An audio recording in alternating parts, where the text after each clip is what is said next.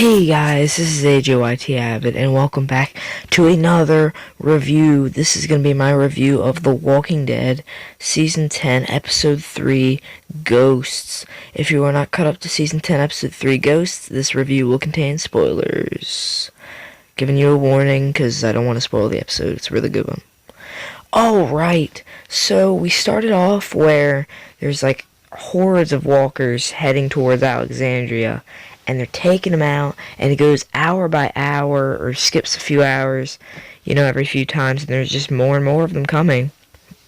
And, it's like Aaron's fighting some, you got, Laura, and Gage fighting some, Aaron, Daryl, Michonne, obviously,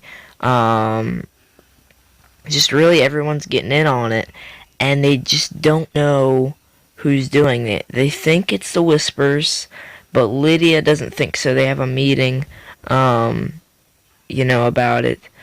And Eugene thinks it's something to do with satellite. People are like, no, just shut up about the satellite already, Eugene. I'm kind of on their side there. Sorry, Eugene.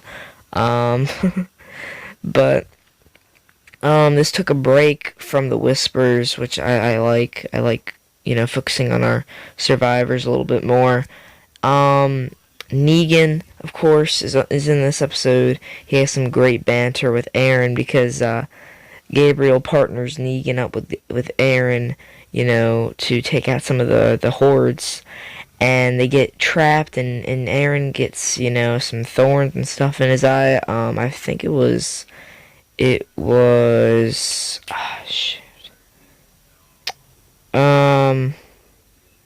I forget what it's called, but he gets like something in his eye, and his eyesight's all wonky. So Negan saves him, even after Aaron goes off on him about like his wife, like really gets up in his grill about it. Negan still saves him, so maybe Negan is okay, semi-okay in Aaron's book now.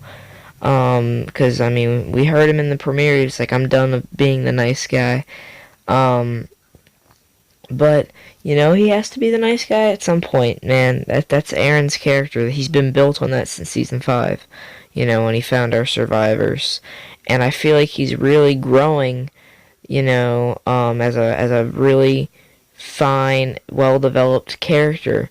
Back in like earlier seasons, he wasn't really that like at the forefront. Now he's really at the forefront, man. He's basically become Michonne's second in command besides Daryl. Anyway, Carol goes through some visions in this, or illusions, or whatever they're called, from these pills that she's taking. She sees like Henry, Lizzie, and Mika on this book, and then she thinks she sees whispers and fires at them, but then it's revealed that she really did see whispers, but she didn't really see Henry. She sees Henry like with his throat slit, sitting or standing up in like this glass window talking to her. So we don't know what's real and what's fake, coming out of Carol's mind. She even imagines a conversation between her and Daryl. Daryl tells her that his dad was a truck driver, and he had illusions. She was like, "This isn't how it was with your dad and his illusions." He was like, "My dad wasn't a truck driver." So I really don't know what to think on that. Michonne doesn't really believe her. Daryl claims that he does, but I don't know. We'll have to see where they go with that. Hands down, the best scene was the border scene, because Carol tries to kill Alpha. Michonne stops her, of course, sadly. I'm pretty sure that kill is reserved for Negan. But, I mean, she was right to fire, because Alpha really gets in her face about Henry's death. She even says, she's like, "Your boy screamed your name before we took his head." And that's what triggers Carol to fire the gun. I mean, people are really, really pissed at Alpha. I mean, rightfully so. They were like, "We don't want to listen to anything you have to say unless you're going to be telling us to head up there in one big group and take her head off and put their heads on spikes."